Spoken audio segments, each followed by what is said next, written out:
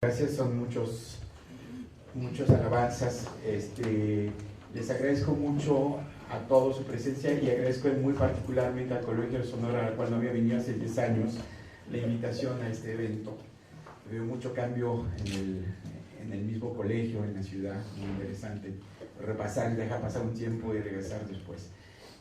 Cuando vine hace 10 años estaba todavía más metido en temas regionales, y ahora, como bien dijo Eloy, me pasé a otros menesteres. El tema del turismo lo he llevado hace muchos años, yo creo que unos 25 años lo he trabajado, pero últimamente me ha interesado mucho más las dimensiones subjetivas. Entonces la presentación que les quiero hacer es en ese sentido, hacerles percibir, digamos, la importancia de esa dimensión subjetiva del turismo y en particular insistir sobre la temática de los imaginarios, tratando de distinguir cuáles serían los imaginarios más fuertes que son motores de las transformaciones recientes del turismo de los últimos 20 años. Realmente yo creo que hay diferencias sustanciales, sería una hipótesis de partida.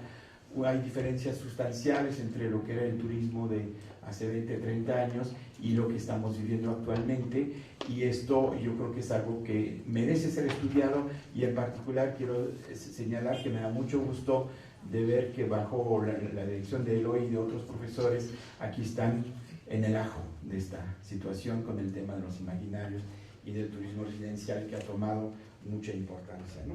Como ustedes saben, pues el turismo se está usando literalmente ahora como un arma de competitividad, como algo que supuestamente nos va a salir de las crisis, que sea a nivel municipal, estatal, nacional. Hay un fuerte impulso a tomar políticas turísticas, inclusive de lugar que no tiene mucho que ver en el asunto, pero que bueno, en fin. No se trata de reconstruir la historia, no quiero hacer esto.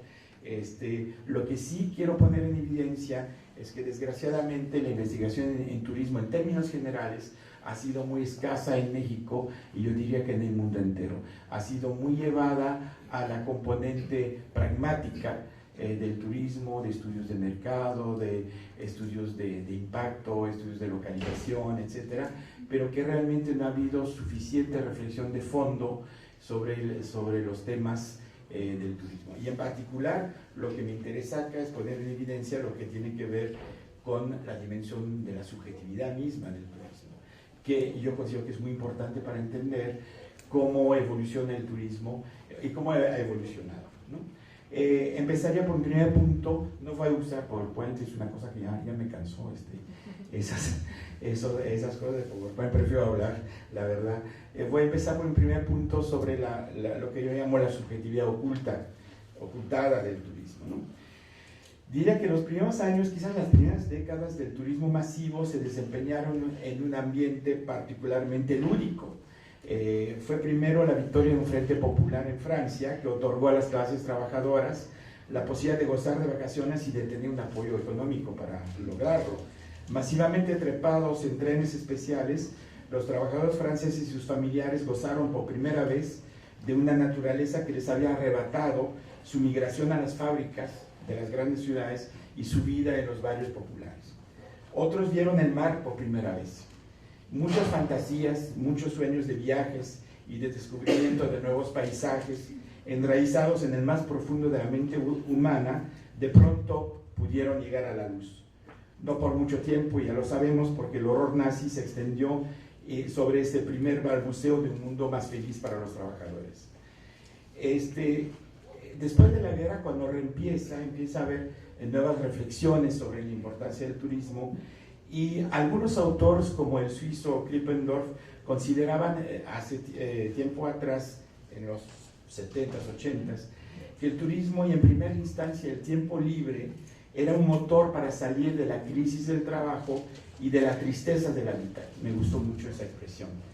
Su forma de pensar el fenómeno turístico descansaba en un planteamiento extremadamente valioso que planteaba una irrenunciable humanización de lo cotidiano, en la misma línea que lo que analizaba Henri Lefebvre en su en su crítica de la vida cotidiana, o mismo la discusión sobre la miseria de la vida cotidiana que vamos a encontrar en los situacionistas con Guy Debord, por ejemplo, ¿no?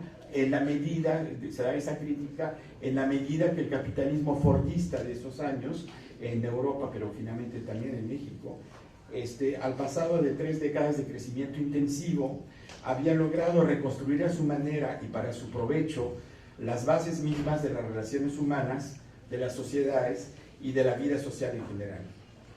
De tal suerte, la subjetividad intrínseca al turismo fue ocultada por las políticas de masificación de los servicios del turismo, sea en el desplazamiento, sea en el alojamiento y todos los servicios que se dan al turista. El turismo se volvió de esta manera esencialmente una actividad social que permitía el desarrollo de un amplio sector polimorfo de lo que llamamos hoy proveedores de servicios turísticos, como se sigue llamando hasta la fecha. Y en ese contexto, la persona, sus pensamientos, su subjetividad, etcétera, desaparecieron frente a la imagen del cliente o del individuo numérico, ¿no? La corriente humanista en torno al turismo, que reconocía no solamente su dimensión subjetiva, sino su valor para la transformación de las sociedades, que incluyó personajes de la talla de Geoffroy Dumastier, por ejemplo, en Francia, o Arthur Rouault y otros, fue aplacada por la visión reduccionista del turismo, asimilada a una actividad económica y obviamente rentable. El estudio del turismo, más que una valoración de sus ventajas y de su capacidad para humanizar lo cotidiano, se transformó en 2 abordajes contradictorios. Por una parte, quienes ven en el turismo una panacea para el desarrollo económico y alaban sus supuestos beneficios, y por la otra, todos aquellos que anhelan mostrar la cara crítica del mismo. En los 70 hubo muchos libros como Las hordas salvajes de Turner, etcétera, sobre ese tipo, los trabajos de Graeber, etcétera, en Estados Unidos. Más allá de la posición conceptual en la cual se ubica un autor, lo que debe quedar establecido como punto de partida es que volverse turista es una forma de estar fuera del lugar, entre comillas, ¿no? El turismo no es el único en esa condición. Por ejemplo, Bauman insiste en que el turismo es la mejor metáfora del hombre posmoderno, que es un hombre móvil. Cualquier individuo actual es una especie de ser fuera del lugar, o como dice Svetan Todorov, un hombre desplazado, como él mismo se autocalifica. La dimensión subjetiva del turismo, cuando se llega a estudiar, hasta hace poco, solía reducirse con frecuencia a las características psicosociales susceptibles de ser recuperadas para mejorar la captación del turismo, o para explicar los motivos de su satisfacción o rechazo de la experiencia turística. Todo esto en torno a mejorar la oferta turística y la rentabilidad del mismo. Sin embargo, este reduccionismo temático para fines prácticos oculta de manera extremadamente peligrosa las dimensiones subjetivas del turismo, que resultan esenciales para explicar el éxito del fenómeno vacacional más allá de las crisis reiteradas de las economías posmodernas, así como su expansión vertiginosa en las economías que podríamos llamar del capitalismo dictatorial, como el chino. También las dimensiones subjetivas del turismo me parecen esenciales para entender en qué grado él mismo es susceptible de ser un factor de humanización de una cotidianidad que vivimos de manera cada vez más pesada. En otros términos, no cabe duda que en términos políticos se puede pensar que el turismo puede ser una beta central para políticas alternativas susceptibles de empoderar al ser humano en vez de rebajarlo para reducir un simple artífice cada vez menos pensante para reactivar de manera reiterativa la maquinaria económica capitalista. En ese sentido, mi segundo punto es plantear la necesidad de reposicionar el estudio del turismo. Para preparar este texto estaba repasando el libro de McCannell, que quizás conocen, ese famoso libro El turista, fue publicado en 76 en inglés y afortunadamente traducido en 2003, y busqué en el índice las 3 palabras que metí en el título: sueños, fantasías e imaginarios. Ninguna apareció. ¿Por qué? Porque obviamente, aunque ese libro es de enorme valor, ese tipo de temáticas son evidentemente unas temáticas mucho más recientes. A favor del mismo McCannell, les puedo decir que acaba de sacar un artículo que nos pasó para un libro de geografía imaginarios, que estamos hablando, que estamos publicando en la UAM con Antropos este año, y justamente está metido ahora en ese tema, esa temática desde hace varios años, afortunadamente. Yo diría que para tratar ahora de explicar los tres términos contextualizar, digamos, los tres términos que puse en el título, yo diría que vamos a hablar primero de los sueños, y bueno, claro, sabemos que no podemos vivir sin soñar, pero que el sueño es más que un estado de reposo, quizás es un momento clave en los cuales el inconsciente adquiere un dinamismo quizás confuso, pero relevante para el equilibrio psíquico del individuo. Pero también existe la ensonación que quisiera poner en evidencia, ese estado de conciencia que muestra una percepción muy atenuada del mundo exterior y que fue muy trabajado por Gaston Bachelard. Durante la ensoñación, que es una suerte de sueño despierto, es cuando nuestra mente puede evadir el entorno material y psicológico y navegar en otros mundos. Durante siglos, la incapacidad para movilizarse físicamente, para desplazarse, provocó que la población solía recurrir a otras formas de ensoñación. Los cuentistas, por ejemplo, que pasaban en los pueblos, que todavía los encontramos en África, eran los que despertaban ese estado de ensoñación, y obviamente la literatura. Yo quiero recordar acá el éxito que tuvieron los libros de Julio Verne o la misma Geografía Universal de Eliseo Reclus, cuyos folletos semanales tiraban a 200.000 ejemplares en los años 1870-80, ¿no? Es algo que ningún geógrafo puede pretender lograr como tiraje en la actualidad. Eso mostraba realmente el interés de una población que no podía desplazarse para soñar el mundo. El turismo, a su turno, ha acercado al ser humano a la capacidad de conocer directamente el mundo. Resulta ser la posibilidad de estar físicamente fuera del lugar, es decir, experimentar espacios otros. Pero antes de la experiencia física se presenta aquella de la ensoñación. Esta se alimenta con imágenes reales o distorsionadas, por las cuales el candidato a viajar construye su mundo particular, donde pueden existir tanto las construcciones mentales más paradisíacas, por ejemplo, regresar a la naturaleza, como las más abiertas de pedofilia, por ejemplo. El turista es entonces un constructor de mundos virtuales, no en el sentido tecnológico, sino a partir de su capacidad para manufacturar un espacio onírico donde inserta sus deseos, sus logros potenciales, pero también sus frustraciones, sus perversidades. Este espacio onírico, por lo general escondido en las profundidades de la mente y escasamente compartido con las demás personas, se puede asimilar a un espacio imaginario que no coincide ni podrá coincidir con la realidad. Enfrentado a la realidad, ese espacio obviamente pierde valor. La experiencia turística es entonces otro estadio de conocimiento que la ensoñación no imagina en todos sus recodos positivos o negativos. Uno de los factores que distancia la experiencia onírica de la experiencia real del turismo es la presencia del segundo término que puse en el título, de las fantasías. Como pocos otros recursos humanos, la fantasía es una forma de inventar un estado no vivido de realidad, basándose tanto sobre información exterior como sobre elaboraciones mentales. Así, el espacio turístico y la experiencia del mismo pueden ser apropiados por cada individuo de manera diferente, conforme al tipo de fantasía que elabora a partir de su predado y de elaboración misma de diversos elementos del entorno, las imágenes turísticas, la información de otros, etc. La fantasía es algo que es consciente en el turista, y es por ella que es susceptible de asimilar y de integrar en su experiencia turística una ficción espacial y social, por ejemplo como Las Vegas, sin introducir valoraciones morales sobre lo que es auténtico o sobre lo que es falso. En otros términos, no forzosamente hay que pensar que el turista es un ser desprotegido e engañado, como lo sugiere frecuentemente la literatura, sino una persona capaz de integrar dimensiones fantasiosas a una experiencia que les es ofrecida como tal y para la cual además está dispuesto a pagar.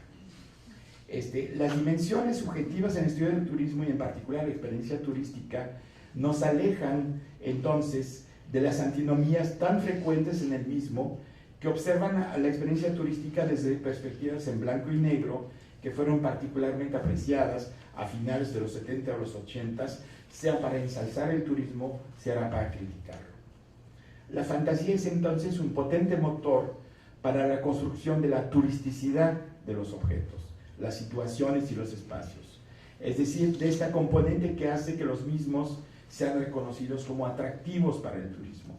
Justamente, no solo por su grado de extrañeza con relación al entorno cotidiano, en ocasiones miserable, como lo sostiene Lefebvre, sino además por el nivel de fantasía que se fija sobre los mismos. Situaciones fuera de lo común y de la cotidianidad, como la fiesta o el carnaval, son justamente esos momentos de fantasía desbridada cuando se difumina el orden burgués y las prescripciones religiosas. La fiesta es entonces un momento de fantasía y por ello puede ser sujeto de lo que se llama atinadamente una apuesta en turismo. De la misma manera estamos observando en las ciudades actuales como cada vez más hay recorridos por las ciudades en la cual se cuentan las historias, las leyendas, etcétera. Eso lo tenemos en la Ciudad de México, en Querétaro, en Oaxaca, lo he visto en París y en otros lugares. Todo eso es parte no de una realidad, sino de una fantasía que cada quien interpretará a su manera. La fantasía es entonces una justa compensación que reclama el turista en el mundo cotidiano, capitalista, frente a la miseria de su vida cotidiana. Y en ese momento conviene hacer la precisión de importancia. Esa miseria de la vida cotidiana no solamente es la miseria de los más pobres, porque de repente ellos tienen estilos de vida o tradiciones, sentido de comunidad y patrimonio popular que engrandece algunos aspectos de su cotidianidad. También esa miseria de la vida cotidiana se la podemos encontrar en los estilos de vida de ciertos grupos de mayor capacidad económica, a pesar del glamour y del derroche que suele ser su forma de presentarse en la sociedad, y puede llevarles a cierta miseria cotidiana que no deja de reflejarse en las frecuentes adicciones que manifiestan. Quizás sean esas adicciones una de las manifestaciones más evidentes de su necesidad de fantasía. Michel Maffesoli decía algún día que el turismo y la droga eran dos formas de fantasía de las sociedades contemporáneas. La fantasía, como lo señaló Walter Benjamin, consiste en buena medida en un sueño despierto que impide ver la realidad de las cosas. La tarea de un investigador es entonces la de desenmascarar esa fantasía cuyo velo oculta la profunda miseria que acompaña al capitalismo actual, no solo miseria material, sino además mental, que todos vivimos de una manera u otra en grados diversos. La tercera dimensión, la tercera palabra clave que quise poner el título de los de imaginarios. Brevemente citaré una definición de imaginario social de Manuel Baeza que me pareció interesante. Dice: los imaginarios sociales son múltiples y variadas construcciones mentales, ideaciones, socialmente compartidas, de significancia práctica del mundo en sentido amplio, destinados al otorgamiento del sentido existencial. Como se puede observar, las definiciones de los imaginarios trasladan las posibles ensoñaciones y fantasías individuales a un plano colectivo, como construcción socialmente compartidas, aunque provengan en buena medida de la elaboración individual de un imaginario. Los turistas en su trabajo imaginal se encuentran sometidas a imágenes simplistas que conforman sus fantasías y sus ensueños, pero que los aleja de la realidad. Una posición socialmente responsable plantearía que es deber de las ciencias sociales, entre otras cosas, desmistificar estas imágenes turísticas. Mas, sin embargo, hay que recordar que la fantasía es un recurso, casi un derecho, contra la miseria de la vida cotidiana. Entonces, debemos, desde las ciencias sociales, desmistificar esa imaginería o dejar que ocurra. La respuesta, obviamente, es muy ambigua. En un tercer punto, entonces, voy a tratar de hablar cuáles serían las fantasías imaginarios que yo considero más importante en el turismo actual. No hay mucho trabajo en ese sentido. Una historia de esas dimensiones no ha sido hecho por lo contemporáneo. Quisiera citar, sin embargo, algunos autores, como obviamente Alain Corbin y toda la línea de historia de las ideas, que ha hecho un trabajo extraordinario, Bernard de Barbieux, un francés que está ahora en Suiza, dirige el Departamento de Geografía de Ginebra, sobre el imaginario en la montaña, trabajos sobre los imaginarios del mar de Jean-Michel Roux, etcétera, etcétera, ¿no? Yo no pretendo reconstruir esto, sino apuntar algunas cosas que creo que son importantes. La primera es que yo creo, y esa es una cosa que nos cuesta trabajo en las ciencias sociales, es que primero tenemos que pensar que si queremos entender las fantasías y los imaginarios que vivimos en el turismo actual, tenemos que orientarnos a estudiar las clases dominantes, y no como nos impuso finalmente muchas veces el marxismo y las mismas posiciones críticas que tenemos, partir de las clases populares. Yo diría que estamos viendo que el poder de esas clases dominantes en la esfera de la ideología, además del poder de las empresas que ellas mismas construyen en torno al turismo, crean imaginarios, y esos imaginarios tienden a transmitirse a las clases subalternas por percolaciones y por paso progresivo. Eso se verifica plenamente en la producción del sistema turístico europeo, por ejemplo, influido por subjetividades burguesas transferidas a modas, copiadas luego por los grupos subalternos. Podemos tomar el ejemplo que presenta de Barbieux sobre la montaña, que fue finalmente un descubrimiento de los ingleses. Es el hecho de ver a la montaña como parte de un destino turístico, fue un invento de los ingleses en los Alpes, y eso progresivamente se transfirió a otros grupos sociales. Los baños del mar también, que fueron inicialmente prescripción terapéutica para la clase ociosa, pasaron de ser una actividad recreativa acorde con el ocio y la capacidad de pago de la burguesía para difundirse al turismo de masa. Lo mismo las ciudades de aguas termales, como la ciudad de Spa en Bélgica, que da su nombre justamente a los spas actuales, o Vichy u otras, atrajeron no solo las burguesías y aristocracias locales, sino de todas las potencias europeas. Y esto se ha ido percolando como imaginario hacia otros grupos. Y finalmente está el tema que yo trabajo últimamente bastante y que me da gusto ver que se trabaja acá, es el concepto de la segunda residencia, que algunos hacen remontar a la vía romana como antecedente, pero que fue una práctica común entre la aristocracia y las burguesías europeas que trataban de escapar, por ejemplo, del calor de París en el mes de agosto y los riesgos de salud y de epidemia tipo cólera asociados a los mismos, ¿no? Una segunda reflexión sobre esos imaginarios turísticos es la cuestión de la temporalidad, de la duración de los mismos. Los imaginarios dominantes de las burguesías suelen ser temporales, es decir, seguir modas. Eso es lo que explica, en alguna forma, los famosos ciclos de vida del turismo que trabajó Richard Butler desde una perspectiva económica. Él no toma en cuenta esas dimensiones subjetivas, nada más reconoce que hay ciclos de vida de los productos turísticos, inclusive de los destinos turísticos. Pero si se hubiera metido a trabajar en esas dimensiones subjetivas, se hubiera caído en cuenta que eso se debe también a una evolución de los imaginarios de los grupos dominantes que acaban abandonando ciertos lugares. Pensemos en Acapulco, yo creo que es el mejor caso que tenemos en México sobre esto, o podemos pensar también en Saint-Tropez en Francia.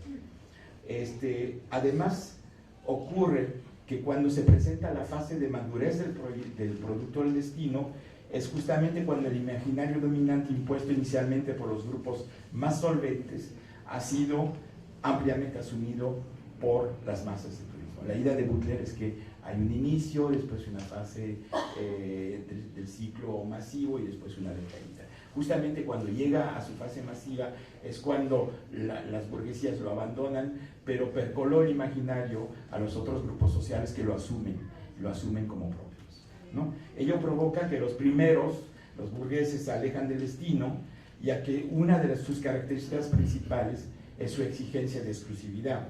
Por ello, cuando ya es factible que un ejecutivo europeo de mediana categoría pueda ufanarse de ser cazador de conejos y jabalí, el rey de España prefiere irse discretamente a cazar elefantes a Botswana, con las consecuencias que conocemos.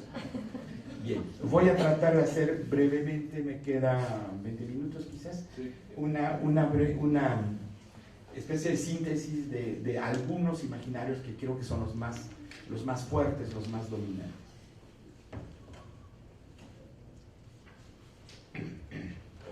Acabo de salir de una gripa en la garganta, no me contesta. Yo creo que el más evidente es uno que atraviesa realmente toda la historia del turismo, es el regreso a la naturaleza. Es el de mayor pregnancia en el proceso turístico.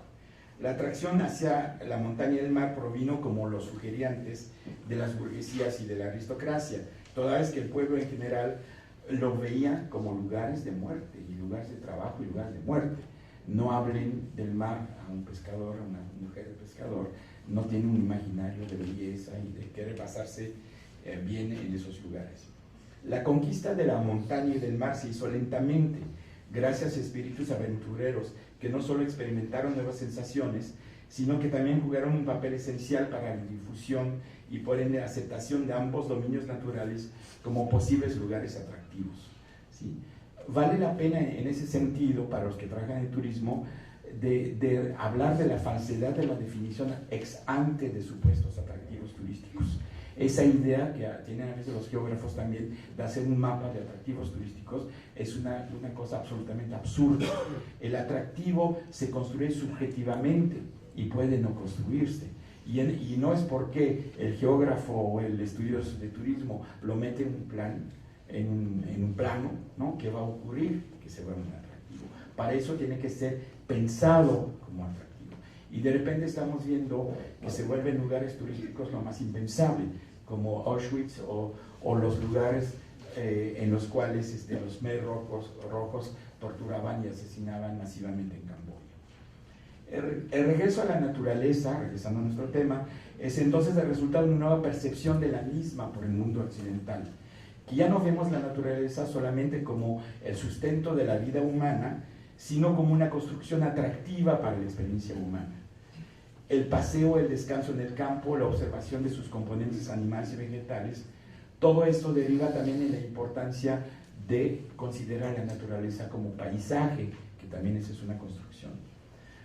Un imaginario nuevo sobre la montaña se impone así, también sobre la selva, la tundra, el bosque tropical, ecuatorial, los glaciares del sur de nuestro continente. Hemos visto el boom que ha tenido el desarrollo de Ushuaia y todo el sur argentino. En breve, la gran diversidad biótica de nuestro mundo es sometida a fuertes pruebas por esa llegada de lo que yo llamaría los gamusinos de experiencias naturales. Este imaginario en la naturaleza atraviesa toda la historia del turismo, desde sus inicios hasta la renovación del tema a partir del ecoturismo, el turismo rural, el birdwatching, observación de ballenas y demás, y demás, y demás.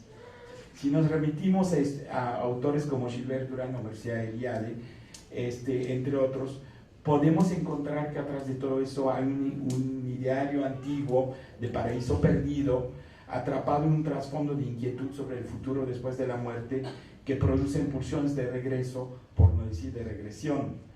El paraíso perdido lo seguimos anhelando de maneras muy distintas, desde la pulsión al ocio, al no trabajo, radicalmente golpeado por el capitalismo en los 2 últimos siglos, hasta la sexualidad libertada de las normas judeocristianas, así como en diversos otros arquetipos que pueblan nuestros imaginarios. En las obras de Paul Gauguin, por ejemplo, pintor de esa pulsión de regreso al paraíso perdido, entre ciertos aspectos del turismo sexual en el sureste asiático, entre diversas actitudes lúdicas que mantenemos o el deseo de especular para ganar sin trabajar, se tejen rizomas subterráneos de pulsiones no expresadas que alimentan nuestro anhelo humano de liberación del mundo del trabajo y de sus restricciones que envenenan la vida cotidiana. Esas pulsiones son las que combaten la vida cotidiana miseria y ensalzan la potencialidad de una vida cotidiana creativa. El segundo imaginario que quisiera evidenciar, que es un poco la continuación del mismo, o una forma del mismo, es todo lo que la playa y el heliotropismo, es decir, el regreso al sol. El entorno del mar es en cierta forma parte del imaginario de regreso a la naturaleza, como lo acabo de decir, pero se transformó rápidamente en otro distinto con personalidad propia, que ha sido el motor del turismo moderno a partir de los años 50. el mar, la playa, el sol, el paisaje marítimo, todo ello fue absorbido primero por las burguesías en busca de nuevas sensaciones.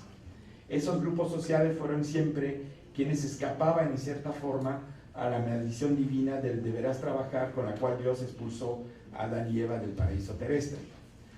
Ellas, esas burguesías, determinaron con frecuencia un primer ciclo de vida de lugares que no tenían para nada las cualidades esperadas para ser un centro turístico. Si saben cómo era Acapulco antes de los 40 o mismo Saint-Tropez antes de los 50, eran lugares que realmente no habían sido marcados muy fácilmente como atractivos turísticos en un mapa. En ambos casos, por cierto, apoyados por el mundo del cine, transformaron lugares tranquilos, rústicos, en destinos de ensueño.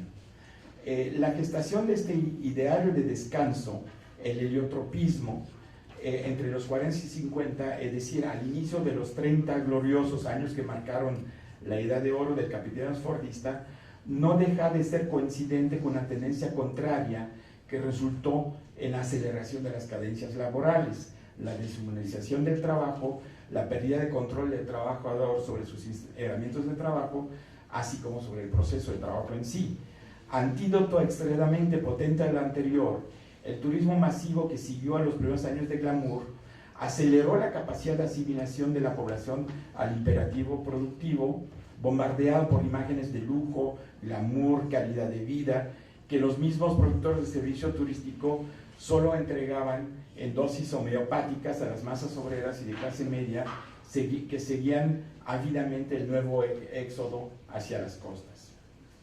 El mar, la playa y el sol son en conjunto una sinécdoque del paraíso perdido, pero integran siempre una dosis de ese imaginario de la naturaleza buena, original, en la cual tiene lugar el hombre sin necesidad de la redención. Son entonces metonimias o desplazamientos en el sentido freudiano, un cambio semántico por el cual se identifican una cosa, la naturaleza buena del paraíso terrestre, a partir de ciertos objetos particulares, el mar, la playa, la arena, el calor, etc., ¿no? El heliotropismo ha motivado una nueva forma de pensar el mar, la cual no siempre es acorde con los peligros que representa, y lo vemos en los estúpidos accidentes que tienen los turistas cada año por el imaginario de la playa, que no tiene nada que ver con lo que es realmente el mar y su salvajismo, digamos.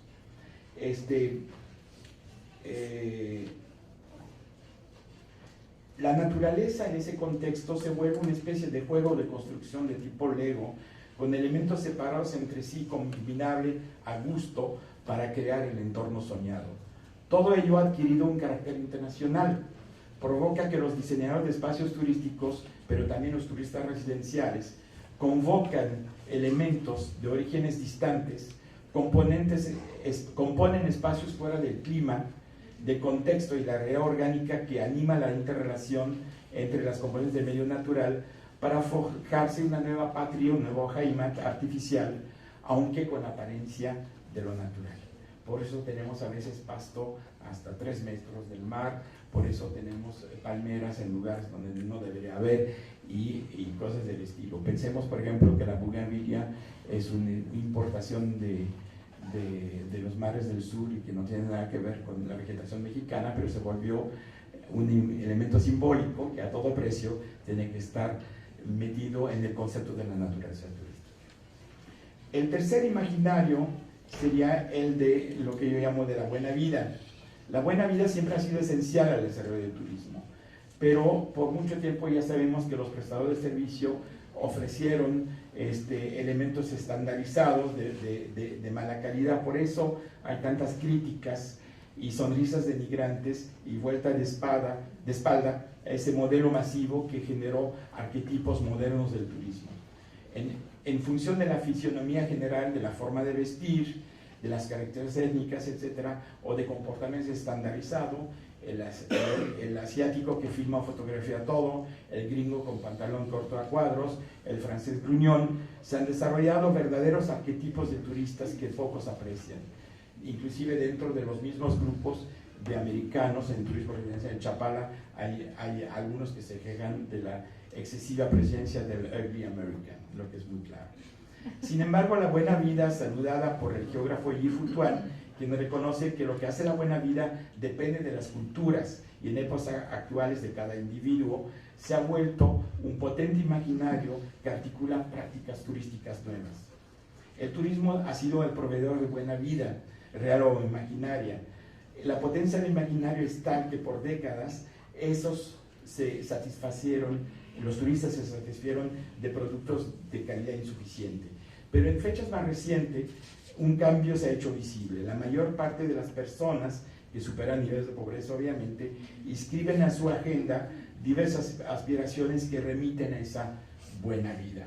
El baño caliente, mejor si es bajo la forma de jacuzzi, los masajes, la comida fina o exótica, los vinos de buena cepa, los equipos de sonido, el viaje de ocio, la ropa de calidad, sin olvidar los vehículos o la misma residencia y su mobiliario constantemente renovado.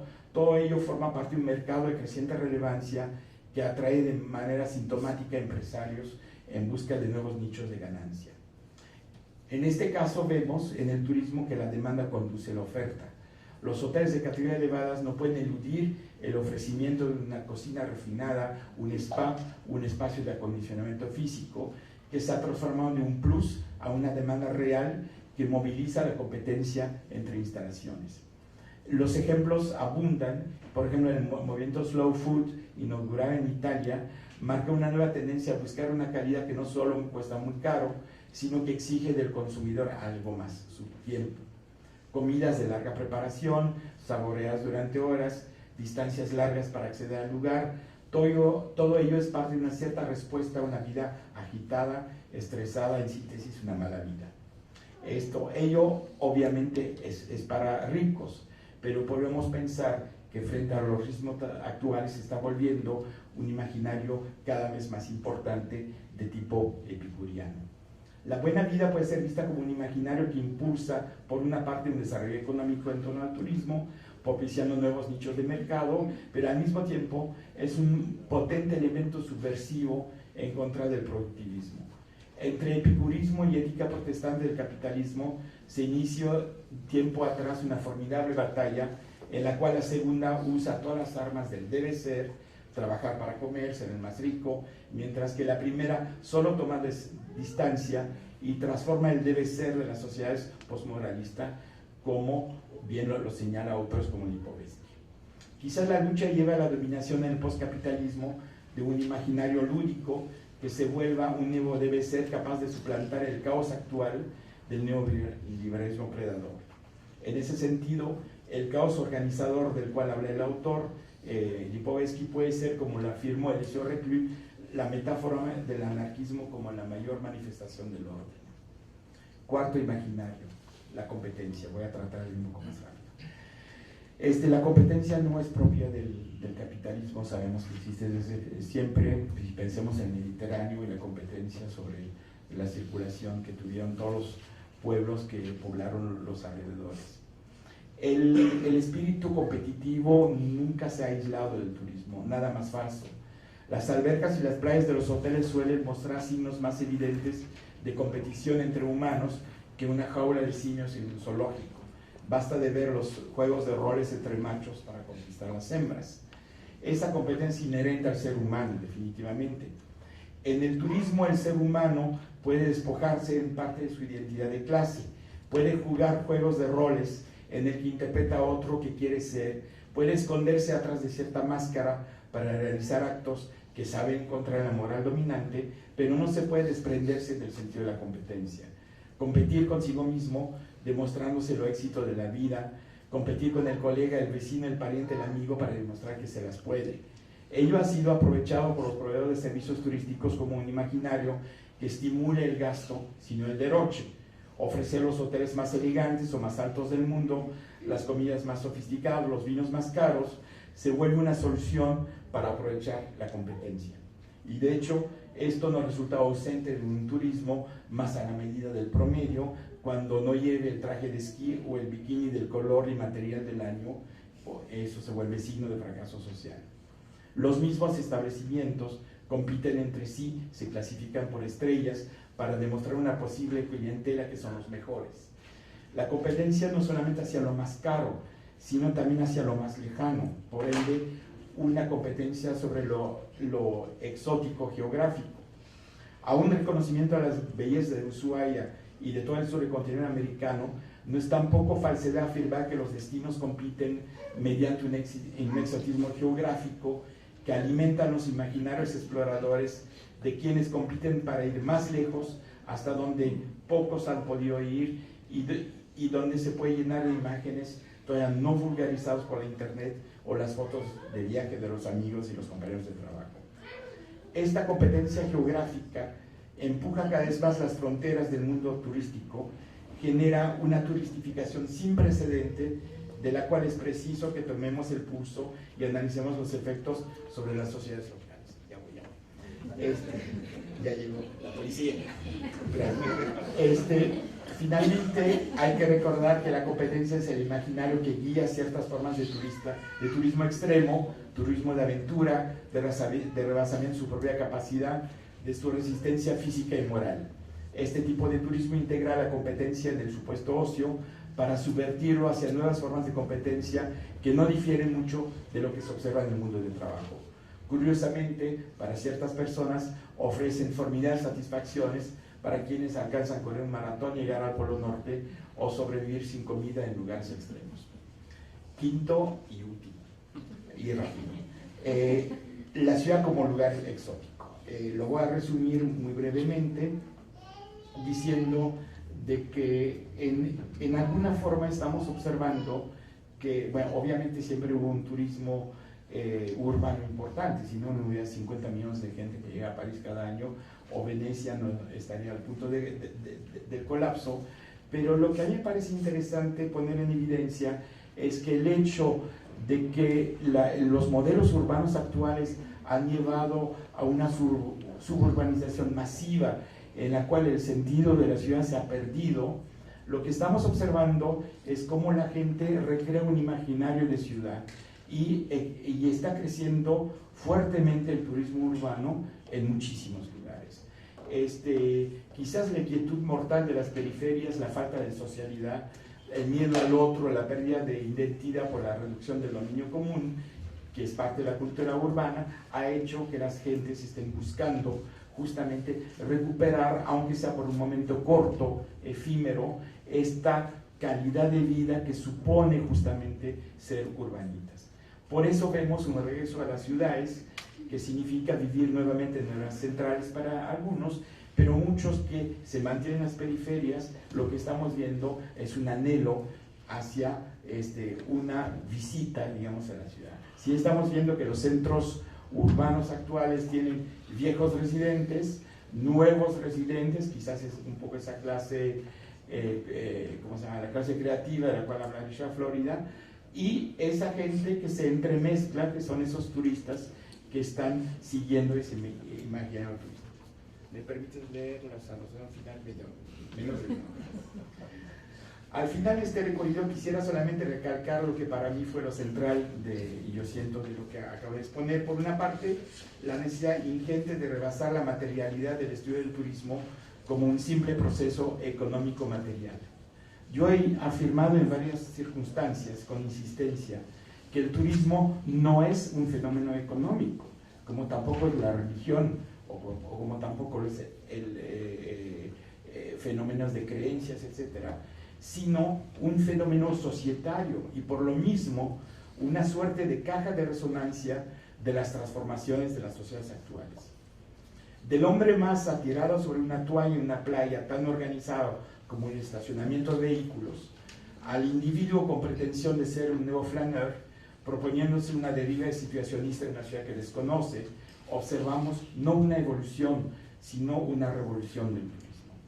No implica afirmar que el turismo pasará de una modalidad de turismo masivo a otras modalidades con otros imaginarios.